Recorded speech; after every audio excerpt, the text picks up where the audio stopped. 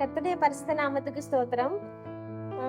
என்னோட லைஃப்ல நடந்த நான் கடவுளுக்குள்ளாடி வர்றதுக்கு முக்கியமான ஒரு ஸ்டெப் தான் இது, இந்த சாட்சி. அதை இந்த இடத்துல நான் சொல்றேன். அதுக்கு முன்னாடி ஒரு சின்ன பாட்டு பாடுறேன். திருக்கரத்தால் தாங்கி என்னை திரு சித்தம் போல் நடத்திடுமே, குயவன் கையில் களிமண்ணான் அனுதினம் நீ வணைந்திடுமே, குயவன் கையில் களிமண்ணான் அனுதினம் நீ வணைந்திடுமே.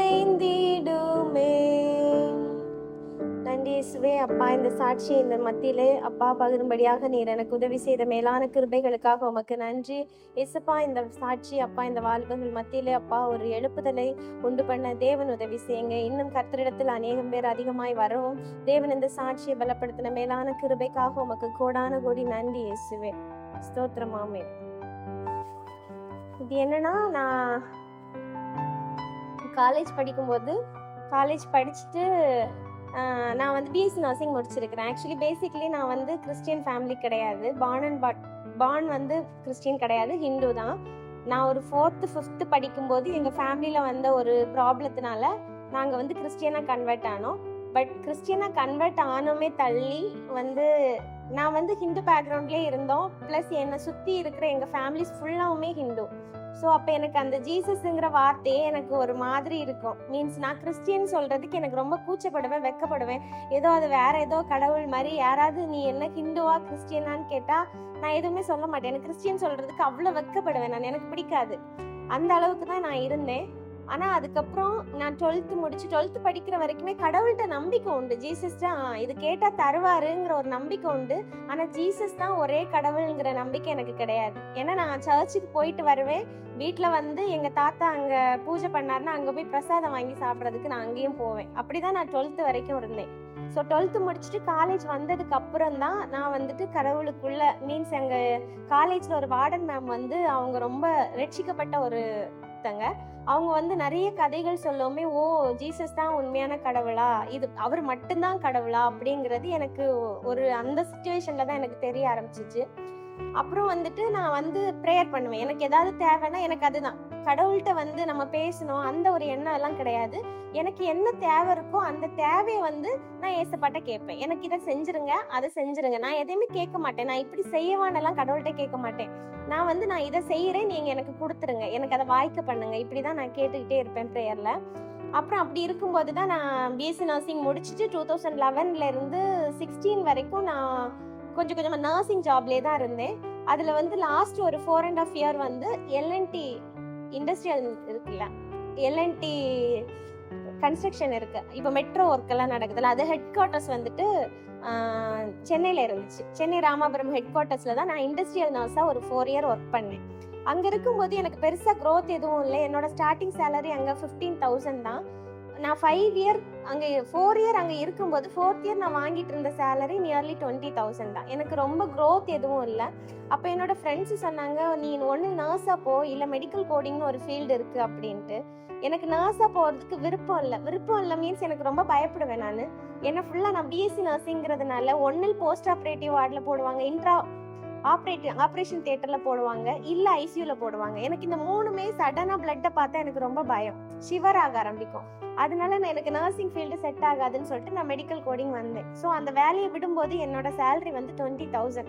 நான் அப்போதான் எங்களுக்கு மேரேஜும் ஆச்சு. 2014 மேரேஜ் ஆச்சு. அப்படியே கொஞ்சம் கொஞ்சமாக அப்போ தான் என் ஹஸ்பண்ட் படித்து முடிச்சு மேரேஜ் முடிச்சதுக்கு அப்புறம் தான் என் ஹஸ்பண்ட் படிச்சே முடிச்சாரு. ஸோ அதுக்கடுத்து அவருக்கு வேலை, என்னோட வேலையை வச்சு கொஞ்சம் ரன் பண்ணிட்டு இருந்தோம். அவருக்கு ஒரு சின்ன சம்பளம் கிடச்சிச்சு, அதை வச்சு தான் ஃபேமிலி ரன் பண்ணிட்டு இருந்தோம். அப்போது இந்த வேலையை விடும்போது ரொம்ப யோசித்தேன். இருந்தாலும் சரி ஒரு முடிவு எடுத்துட்டு நான் வேலையை விட்டுட்டு சரி ஒரு கரியர் க்ரோத்துக்காக தானேன்ட்டு அதுக்காக ஒரு கோர்ஸ் பண்ணி படிக்கணும். ஸோ அதெல்லாம் பிளான் பண்ணிட்டு நான் இதுக்குள்ளே வந்துட்டேன். 20,000 சேலரி வாங்கிட்டு நான் மெடிக்கல் கோடிங்குள்ளாடி போகும்போது என்னோட சேலரி வந்து வெறும் 9,000 தான். அந்த 9,000ல என் ஹஸ்பண்டோட சேலரி 7,000. ஸோ எப்படி ரன் பண்ணுறதுனே தெரியல எங்களுக்கு ஃபேமிலி. அந்த டைம் ரொம்ப கஷ்டமாக இருந்துச்சு.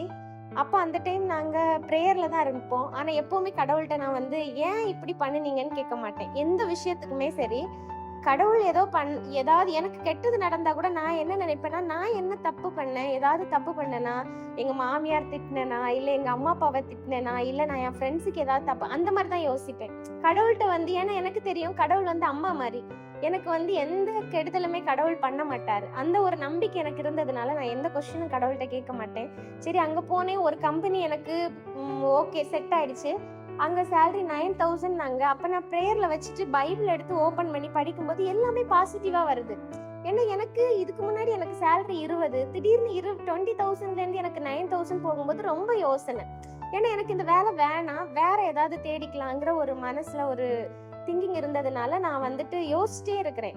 இருந்தாலும் பைபிளை புரட்டி பார்க்குறேன், பாசிட்டிவான வேர்ட்ஸ் தான் வந்துச்சு. சரி, வேறையும் வேலை நான் ட்ரை பண்ணிட்டே இருந்தேன், எனக்கு கிடைக்கல எங்கேயும். ஸோ அதனால சரி இப்போதைக்கு இதில் போவோன்ட்டு நான் போயிட்டேன். அப்போ 9,000 சேலரி, என்ன பண்ணுறதுனே தெரியல. சரி போகுது. உள்ளே போய் 1 மந்த் முடியும் போது தான் தெரியுது அந்த 9,000ல அவங்க 2,000 ட்ரைனிங்காக பிடிச்சிட்டாங்க. ஸோ எனக்கு கிட்டத்தட்ட ஒரு 6 சில்ட்ர அந்த மாதிரி தான், 6+ தான் வந்துட்டு இருக்கு. சரி என்ன பண்றது, சரி கடவுள் வர சொல்லிட்டாரு, நம்ம இருப்போம் அப்படின்ட்டு ஒரு 2 இயர் எக்ஸ்பீரியன்ஸ்க்காக இருப்போன்ட்டு நான் அந்த கம்பெனில இருந்தேன். ஸோ 2 இயர் முடிக்கிற அந்த டைம்ல வெளியே வந்துடணும். நான் கடவுள்கிட்ட எல்லாம் கேட்கல, வெளியே வந்துடணும்ட்டு நான் வந்துட்டேன். வரதுக்கு முன்னாடி அங்க ஒரு ஃப்ரெண்ட் இருந்தாங்க. அப்ப அந்த ஃப்ரெண்டு கிட்ட அவளுக்கும் வந்து வெளிநாட்டுக்கு போறதுக்கு ரொம்ப இன்ட்ரெஸ்ட் கோடிங்ல. ஸோ நானும் அவளுமா வெளிநாட்டுக்கு போற பிளான். இங்கேருந்து அங்கே என்னோட ஃப்ரெண்டு துபாயில் இருக்கிறாங்க, அவளோட ஃப்ரெண்டு சிங்கப்பூரில் இருக்கிறாங்க. ஸோ எனக்கும் சிங்கப்பூர்னால் ரொம்ப பிடிக்கும் துபாயை விடைக்கும். அதனால சரி சிங்கப்பூர் போயிட்டு அங்கே பண்ணலாம் அப்படிங்கிறதுக்காக நாங்கள் 2 பேரும் வேலையை விட்டுட்டு நாங்கள் அப்படி இந்த கடவுள்கிட்ட எல்லாம் கேட்கவே இல்லை. சும்மா நான் என்னோட ப்ரேயர் என்னன்னா, ஏசப்பா நான் வெளிநாட்டுக்கு போக போகிறேன், எனக்கு வேலையை மட்டும் கொடுத்துருங்க, வேலையை மட்டும் கொடுத்துருங்க, இதை மட்டும் தான் நான் கேட்டுகிட்டே இருக்கிறேன். நான் வேலையை விட்டது வந்துட்டு 2018ல் 18 செப்டம்பர் 30 அக்டோபர் 1 நினைக்கிறேன். அப்போ நான் வேலையை விட்டுட்டேன். கடவுள்கிட்ட நான் வந்துட்டு ப்ரேயர் பண்ணுறேன், எனக்கு வேலையை கொடுத்துருங்க, வேலையை கொடுத்துருங்க, வேலையை கொடுத்துருங்க. அப்போ ஒரு அந்த பொண்ணும் கொஞ்சம் புவர் ஃபேமிலி தான். ஸோ என்ன சொன்னாங்கன்னா அவங்க வந்துட்டு சரி நம்ம போகலாம், நம்ம அங்கே போயிட்டு தேடலாம், அதுவும் நம்ம ஸ்ட்ரெயிட்டாக ஒரு ஃப்ளைட்டெல்லாம் போனோன்னா அது ரொம்ப காசு ஆகும். ஸோ ஏதோ கட் ஃப்ளைட் இருக்குன்னா ஏதோ சொன்னேன், ஒரு இடத்துல இறங்கி போகிற மாதிரி, அப்போ அங்கேருந்து இன்னொரு ஃப்ளைட் எடுத்துகிட்டு போகிற மாதிரி, அப்போ நம்மளுக்கு கொஞ்சம் காஸ்ட்டு கொஞ்சம் ரிடக்ஷன் ஆகும்னு சொல்லிட்டு அந்த மாதிரி பிளான் பண்ணிவிட்டு நாங்கள் ஒரு சனிக்கிழமை மாதிரி போகிற மாதிரி இருக்குன்னா நான் ஒரு புதன்கிழமை மாதிரி ப்ரேயர் போடுறேன். வீட்டில் இருந்து நான் ப்ரேயர் பண்ணுறேன், ஏசப்பா எனக்கு நான் இப்போ வெளிநாட்டுக்கு போகணுன்னு முடிவு பண்ணியிருக்கிறேன், நீங்கள் வந்து எனக்கு கூட இருங்க, எனக்கு பயமாக இருக்கு, இது வரைக்கும் என் ஹஸ்பண்ட் இல்லாம என் அம்மா அப்பா இல்லாம நான் எங்கேயும் போனதில்லை, தடவையா போறேன் அப்படின்ட்டு நான் ப்ரேயர் பண்ணிட்டு நான் பைபிள் திறந்து படிக்கிறேன். எனக்கு வந்த வார்த்தை என்னன்னா, எரேமியா 42:10 அதிகாரம். நீங்கள் இந்த தேசத்திலே தரித்திருந்தால் நான் உங்களை கட்டுவேன், உங்களை இடிக்க மாட்டேன், உங்களை நாட்டுவேன், உங்களை பிடுங்க மாட்டேன். இந்த வசனம் வந்து எனக்கு பார்த்ததும் நான் வெளிநாட்டுக்கு போகணும்னு கடவுள்கிட்ட கேட்குறேன். ஆனால் கடவுள் வந்து என்கிட்ட என்ன சொல்கிறாருன்னா, நீ இந்த தேசத்தில் இருந்தால் உன்னை கட்டுவேன் அப்படிங்கிறாரு அப்படின்ட்டு. அதுக்கடுத்து நீங்கள் அதை ரீட் பண்ணி பார்த்தீங்கன்னா, எகிப்திலே தங்க வேண்டும் என்று அவ்விடத்திற்கு தங்கள் முகங்களை திருப்பின எல்லா மனுஷருக்கும் என்ன சம்பவிக்கும் என்றால், பட்டயத்தாலும் பஞ்சத்தாலும் கொள்ளை நோயாலும் சாவார்கள் அப்படின்ட்டு வந்துச்சு. ஸோ இதுக்கு மேலே நம்ம போக முடியுமா? ஏன்னா கர்த்தரை மீறி நம்ம போனோம்னா பஞ்சம், கொள்ளை நோய், சாவு எல்லாமே வரும்னு பைபிளில் இருக்கு. ஏன்னா கர்த்தர் வந்து அப்படியே எனக்கு போகாதேன்னு சொல்ற மாதிரியே இருக்கு. சரி, நான் இப்போ என் ஃப்ரெண்டையும் சொல்லிட்டேன், அவளும் என்னால தான் வேலையை விட்டுட்டா அப்படின்ட்டு நான் வந்து பைகளை திரும்ப திரும்ப திரும்ப ஒரு எனக்கு தோணுன மாதிரி எல்லாம் மாற்றி மாற்றி எடுத்து பார்க்குறேன். எல்லாமே பட்டயம், சாவு, எல்லாமே நீ போகக்கூடாதுங்கிற மாதிரி தான் வந்துட்டு இருந்துச்சு. சரி, அப்போ நம்ம வெளிநாட்டுக்குங்கிறது டக்குன்னு போயிட்டு வரக்கூடிய ஒரு இடம் இல்லை, நிறைய ரிஸ்க் இருக்கு. அதனால நான் வந்து என்னோட ஃபேமிலியில ஒரு பாட்டி, அவங்க ரொம்ப ப்ரேயர் பண்ணுவாங்க, எங்க அப்பாவோட சித்தி, அவங்க வீட்டில் ப்ரேயர் மீட்டிங் நடக்கும். அவங்க வீட்டில் அன்னைக்கு ப்ரேயருக்குன்னு போயிட்டு நான் வந்துட்டு அவங்க கிட்ட இந்த மாதிரி சொல்றேன், பாட்டி நீ கண்டிப்பா போகவே கூடாது, இது கர்த்தருடைய வார்த்தை, கர்த்தர் வந்து முகமுகமா எல்லாம் வந்து பேச மாட்டாரு, அதுக்கெல்லாம் நம்ம நிறைய பரிசுத்தவான்களா இருக்கணும், உன் மூலம் பைபிள் மூலமா உன்கிட்ட பேசுறாரு, நீ கர்த்தருடைய வார்த்தைக்கு கீழ்ப்படின்ட்டாங்க. இப்ப கர்த்தருடைய வார்த்தைக்கு கீழ்ப்படினதும் எனக்கும் ஒரு டவுட், இப்ப நான் என்ன பண்றது, அவளுக்கு நான் என்ன சொல்லுவேன்?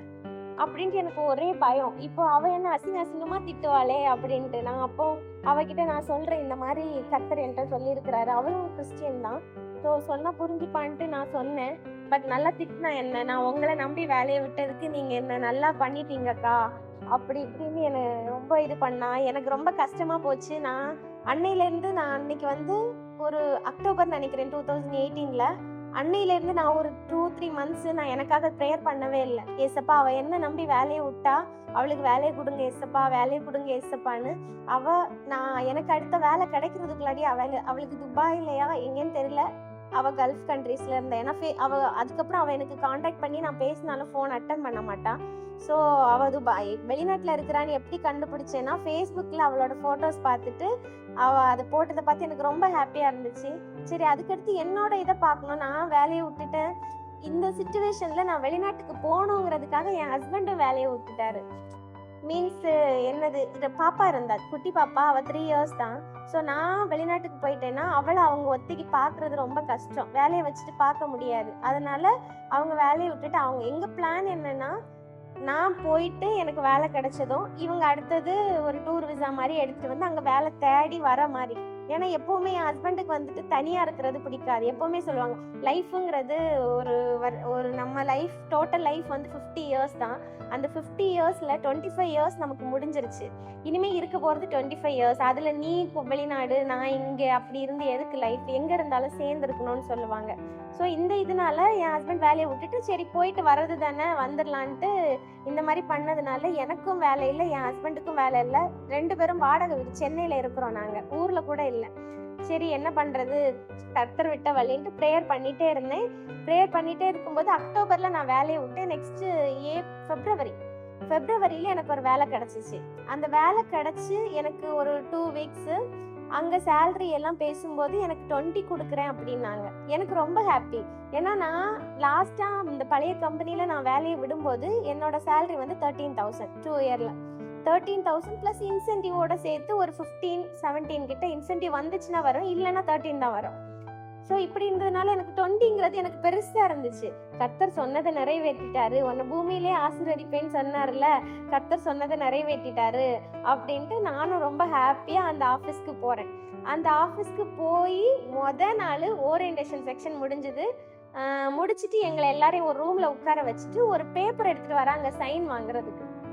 சைன் வாங்குறதுன்னா ஈவினிங் இது அப்படின்ட்டு மீன்ஸ் ஒர்க் பண்ணுறது வந்து நைட் டைம், மிட் நைட்டில் தான் முடியும், 12 o'clock முடிகிற மாதிரி. அப்போது எனக்கும் என் ஹஸ்பண்டுக்கும் என்னென்னா, நான் இந்த மாதிரி வந்தால் என் ஹஸ்பண்டுக்கு வேலைக்கே போக முடியாது. ஏன்னா பாப்பா இருக்கிறா, அவளை நான் டே கேர் விட்டுட்டு நான் 4 o'clock தூக்கணும். இல்லைன்னா இந்த அன்டைம் ஆனதுனால எங்கள் 2 பேராலையும் மேனேஜ் பண்ண முடியாது, பாப்பாவை பார்க்க முடியாது. அதனால நான் வந்துட்டு எனக்கு உடனே தோணுச்சு, எனக்கு அந்த கர்த்தர் நம்மளுக்கு கொடுக்குற வேலைங்கிறது நம்ம மனசுல ஒரு சமாதானம் இருக்கும் இல்லையா, அந்த சமாதானம் எனக்கு அந்த இடத்துல இல்லை. நான் உடனே அந்த இடத்துல சைன் பண்ணல. நான் ஒரு நிமிஷம் வரேன்னு சொல்லிட்டு ரெஸ்ட் ரூம் போயிட்டு, ஐடி செக்டார்ல எப்படி இருக்கும்னு தெரியும், ரெஸ்ட் ரூம் எல்லாம் சோறு போட்டு சாப்பிடலாம், அந்த அளவுக்கு நீட்டா இருக்கும். எனக்கு வேற வழி இல்லை, பைபிளும் இல்லை என்கிட்ட. அந்த டைம்ல பாத்ரூமுக்குள்ள போயிட்டு லாக் பண்ணிட்டு டோரை உள்ள முழங்கால நின்று நான் ப்ரேயர் பண்றேன். ஏசப்பா, நாங்க கிட்டத்தட்ட ஒரு 5-6 மாசமா 2 பேருக்கும் வேலை இல்லை, ரொம்ப கஷ்டப்பட்டுட்டு இருக்கிறோம். இந்த வேலை எனக்கு கிடைச்சது ரொம்ப ஒரு ஹாப்பியா இருந்துச்சு. ஆனா இந்த வேலையை இப்படி ஒரு இது வைக்கிறாங்க, என்னால ஃபேமிலி ரன் பண்ண முடியாது. ஸோ நீங்க எனக்கு முடிவு சொல்லுங்க. நான் இதை முடிச்சுட்டு, என்கிட்ட பைபிள் இருந்தா நான் உங்ககிட்ட பேசுற மாதிரி நீங்க கேட்டிருப்பேன். பைபிள் இல்லை, நான் என் ஹஸ்பண்டுக்கு கால் பண்ணுவேன், நீங்க என் ஹஸ்பண்ட் மூலமா நீங்க பேசுங்க அப்படின்ட்டேன். உடனே ப்ரேயரை முடிச்சுட்டு நான் எந்திரிச்சு வெளியே வந்து என் ஹஸ்பண்டுக்கு கால் பண்ணுறேன். கால் பண்ணும்போது என் ஹஸ்பண்டு இதை கேட்டதும், அந்த வேலை தேவையில்லை, நீ வந்துருன்ட்டாரு. ஏன்னா என் ஹஸ்பண்ட் அந்த மாதிரி சொல்கிறதுக்கு சான்ஸே இல்லை. ஏன்னா நாங்கள் கிட்டத்தட்ட ஒரு 5-6 மாதமாக நாங்கள் வேலையே இல்லாமல் 2 பேரும் அவ்வளோ வீட்டில் கஷ்டப்பட்டுட்டு இருக்கிறோம். என் ஹஸ்பண்டாக பேசணுன்னா என்ன பேசியிருக்கணும்னா, ஒரு 2 மாதம் பொறுத்துக்கோச்சு, நீ எப்படியாவது வேலையை பார்த்துரு, அதுக்கடுத்து நம்ம வேற வேலை தேடிக்கலான்னு தான் சொல்லணும். ஆனால் என் ஹஸ்பண்ட் யோசிக்கவே இல்லை, நீ வந்துருன்ட்டாரு. சரி, நானும் வந்துட்டேன். அப்புறம் நாங்கள் வேலை தேடுறோம், கிடைக்கவே இல்லை. அப்புறம் இங்கே ஆப்டம்னு ஒரு கம்பெனியில் வேலைக்காக வந்துச்சு. ஸோ நானும் என்னோட ரெஸ்யூம் எல்லாம் கொடுத்தேன், எல்லாம் வந்துருச்சு. ஜூன் மந்த் எனக்கு கால் வருது, இந்த மாதிரி உங்களுக்கு வேலை இங்கே நீங்கள் கன்ஃபார்ம் ஆகிட்டீங்க, நீங்கள் வரீங்களா அப்படின்ட்டு. உடனே ஓகே அப்படின்னு சேலரி டிஸ்கஷன் பண்ணாங்க. சேலரி டிஸ்கஷனில் அவங்க என்கிட்ட ஏதோ 50+ ஏதோ சொன்னாங்க. எனக்கு நான் யோசிக்கிறேன், இது என்னோட எனக்கு தான் சொல்றாங்களா இல்ல வேற யாருக்காவது சொல்றாங்களா? நான் திரும்பவும் 50னா 50யா அப்படின்னு கேட்கும்போது 50 பிளஸ் மேடம் அப்படின்னாங்க. எனக்கு டேக் ஹோமே அந்த டைம் நியர்லி 55 கிட்ட கொடுக்குறோம் அப்படின்னாங்க. எனக்கு அவங்க ஒரே கன்ஃபியூஷன். நான் வந்து கடவுள் வந்து வெளிநாட்டுக்கு கூட்டிட்டு போற ஆசீர்வாதம் இங்க தருவார்னு நினைச்சேன். ஆனா இந்த அளவுக்கு எனக்கு ஹைக் கிடைக்கும்னு எனக்கு தெரியல. ஏன்னா எத்தனை பெர்சன்டேஜ் போட்டாலும் எனக்கு அது வரவே இல்லை. 13,000 எங்க இருக்கு, 55 எங்க இருக்கு? நான் ப்ரேயர் பண்ணிட்டு எனக்கு என்ன பண்றதுன்னு தெரியல. ஆனா என்னால நம்ப முடியல அதை. ஏன்னா இதுக்கு முன்னாடி என்னோட லைஃப்ல இந்த மாதிரி மிரக்கல்ஸ் நடந்தது கிடையாது. அதனால வந்துட்டு நான் வந்து எனக்கு ஒரே பயம். யார்கிட்டயுமே நான் என் சேலரியை சொல்லவே இல்லை, இதுதான் என்னோட சேலரி. ஏன்னா என்னோட நம்பிக்கை என்னன்னா, இது வேற யாரோட சேலரியோ, இது என்னோட சேலரி கிடையாது. இவங்க ஏதோ கன்ஃபியூஷன்ல ஏதோ மாத்தி பேசுறாங்க போல இருக்கு. ஸோ ஆஃபீஸ் போனதுக்கு அப்புறம் இவங்க மேபி என்னோட சேலரியை சேஞ்ச் பண்ணாலும் பண்ணுவாங்க. மேபி 30, 25 அந்த மாதிரி தான் வருங்கிற மைண்ட் செட்ல எனக்கு ரொம்ப பயம். அப்புறம் போயிட்டு கன்ஃபார்ம் எல்லாம் பண்ணிட்டு ஆஃபீஸ்ல எல்லாம் ஜாயின் பண்ணியாச்சு. ஜாயின் பண்ணதுக்கு அப்புறமும் எனக்கு இதே சேலரி தான். ஆனா யாராவது இந்த ஹெச்ஆர் ரூம்ல இருந்து யாராவது வந்தாங்கனாலே என்னதான் கூப்பிட வராங்களோ, இது ஏதாவது குழப்பம் நடந்துருச்சு, உங்க சேலரி கம்மி பண்ண போறோம், இப்படிதான் சொல்லுவேன். இதே நம்பிக்கை தான் எனக்கு இருந்துட்டே இருந்துச்சு. அந்த ஒரு 2-3 மந்த்ஸ் அந்த ஆஃபீஸ்ல சேர்ந்தாலுமே அந்த சேலரி என்னோட சேலரின்னு என்னால நம்பவே முடியல. இது என்னோட லைஃப்ல நடந்த ஒரு பெரிய ஒரு விஷயம்னு சொல்லலாம். ஏன்னா நான் வெளிநாட்டுக்கு போயிருந்தேன்னா எனக்கு அங்க என்னோட சேலரி வந்து 1 lakh. பட் என் ஃப்ரெண்டே சொன்னா அங்க வந்துட்டு ஒரு ரூம் வாடகை வந்து 30,000. ஸோ 30,000 அங்கேயே போயிடும். சாப்பாடுக்கு அதுக்கு ஒரு 10-20 போயிடும். ஸோ மிச்சம் 50 கூட 50 தான் கையில் எடுக்கலாம். பட் காஸ்ட் ஆஃப் லிவிங் எல்லாம் ரொம்ப அதிகம். ஆனால் அதே சேலரியை எனக்கு ஏசப்பா இங்கே கொடுத்து ஏசப்பா என்னை ஆசீர்வதிச்சிருக்கிறாங்க. ஆனால் நான் எதிர்பார்க்கல. யாராவது ஹெச்ஆரா இருந்தீங்கன்னா உங்களுக்கு தெரியும் 13,000 எங்க இருக்கு. எந்த கணக்கு போட்டாலுமே எனக்கு 55 தரதுக்கு சான்ஸே இல்லை. இது கர்த்தரால நடந்துச்சு, கர்த்தருடைய வார்த்தை. ஏன்னா அன்னைக்கு நான் வந்து கர்த்தர் பேசல, நான் போறேன் அப்படின்னு நினைச்சிருந்தேன்னா போயிருந்திருக்கலாம். ஆனா இன்னும் நிறைய பிரச்சனைகள் வந்திருக்கும். அந்த வார்த்தையில கடவுள் சொன்னது எனக்கு சொல்லியிருந்தீங்கல்ல, பஞ்சம், கொள்ளை நோய், யுத்தங்கள் எல்லாம் வரும் அப்படின்ட்டு. 2019 நான் இங்க ஜூன்ல ஜாயின் பண்ணேன். 2019 டிசம்பர்ல கொரோனா. ஸோ நான் அந்த டைம்ல ஏசப்பாவோட இந்த வார்த்தையை கேட்காம நான் என் விருப்பத்துக்கு நான் போயிருந்தா கூட நான் வசமா அங்க மாட்டியிருப்பேன். நான் வந்துட்டு அதுக்கடுத்து எனக்கு ஊருக்கு வர்றதுக்கு 3 year ஆயிருந்திருக்கும். என் ஹஸ்பண்டு, குழந்தைய நான் ரொம்ப மிஸ் பண்ணியிருப்பேன். வேலையெல்லாம் எனக்கு ரொம்ப கஷ்டமா இருந்திருக்கும். அன்னைக்கு கர்த்தருடைய வார்த்தையை நான் நம்பினதுனால எனக்கு இப்படியெல்லாம் கடவுள் பேசுவாரா? ஏன்னா கொரோனா நோய் வந்து எல்லாருமே அங்கிருந்து அங்க இருக்கிறவங்க இங்க வர முடியல, இங்க இருக்கிறவங்க அங்க போக முடியல. என் ஹஸ்பண்ட் எல்லாம் வந்து 1 வாரம் கூட என்னை விட்டு பிரிஞ்சிருக்க மாட்டாரு. மேக்சிமம் போனா ஒரு 15 days அவ்வளவுதான். அதுக்குள்ள நான் வந்துருவேங்கிற நம்பிக்கையில தான் என்னை வெளிநாட்டுக்கே அனுப்புறதுக்கு அவரு ஓகே சொன்னாரு. ஆனா இவ்வளோ பெரிய மிரக்கல் கடவுள் எனக்கு செஞ்சாரு அந்த காலகட்டத்துல. அதுக்கப்புறம் அந்த வேலை கிடைக்கிறது, நான் ஒரு வேலை கிடைச்சுன்னு சொன்னல ஒரு 20,000க்கு, அந்த வேலை கிடைக்கும் போது நாங்க நிறைய வீடு தேடிக்கிட்டே இருக்கிறோம். அந்த டைம் எனக்கு வீடு கிடைக்கவே இல்லை. நாங்க எப்பயுமே எங்க போனாலும் ப்ரேயர் பண்ணிட்டு தான் போவோம். ரொம்ப வீடு கிடைக்காதனால ரொம்ப கஷ்டம், என்ன பண்றதுன்னே தெரியல. லாஸ்டா ஒரு வீடு கிடைச்சிச்சு, 5 lakhsக்கு லீஸுக்குன்னாங்க. ஓகேன்னு சொல்லி மணி எல்லாம் அரேஞ்ச் பண்ணி கொண்டு போய் கொடுக்குற டைமு அவங்க சொன்னாங்க, இல்லம்மா வேற ஒருத்தங்க ஃபிக்ஸ் ஆயிட்டாங்க, டோக்கன் அட்வான்ஸை திரும்ப வாங்கிக்கோங்க. ஸோ இது எல்லாமே வந்துட்டு நம்ம அந்த சிச்சுவேஷன்ல நம்ம நினைச்சோம்னா ஏன் கடவுள் எல்லாமே இப்படி நெகட்டிவாவே பண்றாரு அப்படிதான் நமக்கு தோணும். ஆனா இல்ல, ஏன்னா நான் சென்னையிலேயே இருக்க போறது இல்ல, நான் பெங்களூர் போகணும். அதனால கடவுள் வந்து என்ன நினைச்சிருப்பாருன்னா, சென்னையில இப்ப 5 lakhs கொடுத்து அந்த வீட்டுக்கு போயிட்டேன்னா திடீர்னு திரும்ப நான் பெங்களூர் போறேன், எனக்கு அந்த வேலையே கிடைக்கல, ஒரு நாள் தான் போனேன். ஸோ அந்த வேலை கிடைக்கிறதுக்கு அந்த இருந்த 1 month கேப்ல தான் நான் வீடு தேடுறேன். ஸோ அந்த வேலையை நம்பி நான் வீடு எடுத்திருந்தேன்னா எனக்கு அந்த 5 lakhsம் அங்க நான் மாட்டியிருப்பேன். ஸோ அதனால தான் கடவுள் என்ன சிக்கன்ல விடாம இருக்கிறதுக்காக கடவுள் வந்து என்ன ஒரு இடத்துலயும் பாதுகாப்பா கொண்டு போயிருக்கிறாரு. இதான் நம்ம நிறைய இடத்துல நம்ம என்ன நினைப்போம்னா, ஏன் கடவுள் இப்படி பண்றாரு? ஆனா அப்படி நினைக்க கூடாது. நம்ம என்ன நினைக்கணும்னா, கடவுள் என்ன பண்ணாலும் அதுல 1000 அர்த்தம் இருக்கும். இப்ப என்ன யுத்தங்கள் அந்த கொரோனா வரனால நம்ம யாருமே நினைச்சிருக்க மாட்டோம். அந்த இடத்துல இருந்து கடவுள் என்ன பத்திரமா பாதுகாத்து என்ன வெளிநாட்டுக்கு விடாம இங்க வச்சு ஏசப்பா பாதுகாத்தாங்க. கொரோனா டைம்ல எனக்கு ஒரு சேலரி கூட எனக்கு வந்து கம்மியாகவே இல்லை. எல்லா கம்பெனிலையும் கம்மி பண்ணாங்க, ஆஃப் சேலரி கொடுத்தாங்க, கால் சேலரி, நிறைய பேரை லே ஆஃப் பண்ணாங்க மெடிக்கல் கோடிங் ஃபீல்ட்ல. ஆனா எனக்கு வந்து எதுவுமே ஃபுல் சேலரியும் எனக்கு அந்த எல்லா நாளும் தந்தாங்க. ஏசப்பா சொன்ன வார்த்தையை நம்பி நான் இங்க இருந்தேன். அந்த பீரியட்ல தான் எனக்கு ஜெஃப்னாவும் கிடைச்சா. அதனால கடவுள் வந்து நம்மளுக்கு வச்சிருக்கிற ஆசீர்வாதம் வந்து கடவுள் நமக்கு தரும்போது, கடவுள் சொல்ற வார்த்தைகளை கேட்டு நம்ம இருந்தோம்னா, கண்டிப்பா எல்லாம் நம்மளுக்கு ஆசீர்வாதமா நடக்கும். இன்னொன்னு வந்துட்டு, எனக்கு அக்டோபர்லேருந்து நான் அடுத்து 2019 அக்டோபர்ல இருந்து நெக்ஸ்ட் எனக்கு ஜாப் கிடைச்சது வந்து 2019 ஜூன் தான். அந்த கிட்டத்தட்ட 10 மாச கேப்ல நாங்க எவ்ளோ கஷ்டப்பட்டுருப்போம்னு யோசிச்சு பாருங்க. இதெல்லாம் சொல்றதுக்கு சாட்சி வந்து ரொம்ப ஈஸியா இருக்கும். கேட்கறதுக்கும் ஈஸியா இருக்கும். ஆனா அந்த 10 மாசம் வந்து எங்க வாயில இருந்து ஒரு முறுமுறுப்புமே வரல. என் ஹஸ்பண்ட் வாயில இருந்தும் வரல, என் வாயில இருந்தும் வரல. உங்கள நம்பி தானே நான் இங்க இருக்கிறேன் வெளிநாட்டுக்கு போகாம. இல்ல எனக்கு என்னன்னா கடவுளே என்கிட்ட இருக்கிற பாவத்த மாற்றுங்க. ஏன்னா நீங்க எனக்கு ஒரு வேலைய ரெடி பண்ணிட்டு தான் போகாதன்னு சொல்லியிருப்பீங்க இல்லையா? அதனால எனக்கு நீங்க வச்சிருக்கிற வேலைய நான் பார்க்கணும். அதை இன்னைக்கு இன்னும் பரிசுத்தப்படுத்துங்க. நீங்க எனக்கு காட்ட வேலைய எனக்கு நான் பெற்றுக்கொள்ள என்ன தகுதிப்படுத்துங்க. அப்படின்னு சொல்லிட்டு பிரேயர் பண்ணிட்டு இருந்தோம். கர்த்தர் கொஸ்டினே கேட்கல. அந்த டைம்ல ரொம்ப கஷ்டப்பட்டோம். என் பாப்பா ஆப்பிள் கேட்டா நாங்க ஒரு ஆப்பிள் வாங்கியிருக்கிறோம். நீங்க இன்னொன்னு சென்னையில வந்துட்டு ரொம்ப காய்கறி எல்லாம் ரொம்ப சீப்பா ஒரு வச்சிருப்பாங்க. அழுகுன காய்கறிகள், அழுகுன ஃப்ரூட்ஸ் எல்லாம் தனியா வச்சிருப்பாங்க. ஏன்னா அதுல பாதி தான் இருக்கும். அது வந்து 1 கிலோ ஆப்பிள் 150ன்னா இது வந்து 50 ருபீஸா தான் இருக்கும். நாங்க அந்த டைம் எல்லாம் அந்த மாதிரி தான் வாங்கி சாப்பிட்டு இருந்தோம். ஆனா இன்னைக்கு எங்களை ஏசப்பா அவருடைய வார்த்தையை கேட்டு இருந்ததுனால இன்னைக்கு ஏசப்பா ஒரே கம்பெனில 2019ல இருந்து இப்ப வரைக்கும் ஏசப்பா எங்களை ஒர்க் பண்ண வச்சிருக்கிறாங்க. எங்களை குடும்பமா ஆசீர்வதிச்சிருக்கிறாங்க. 2வது பிள்ளை எங்களுக்கு ஏசப்பா அந்த கொரோனா பீரியட்ல தான் கொடுத்தாங்க. ஸோ கர்த்தருடைய வார்த்தையை கேட்டு இருந்ததுனால கர்த்தருடைய பிளெஸிங்ஸ் 1 இல்ல 2 இல்ல நிறைய இப்ப எங்க கூட இருக்கு. கர்த்தருக்கு ஸ்தோத்திரம். ஆமா.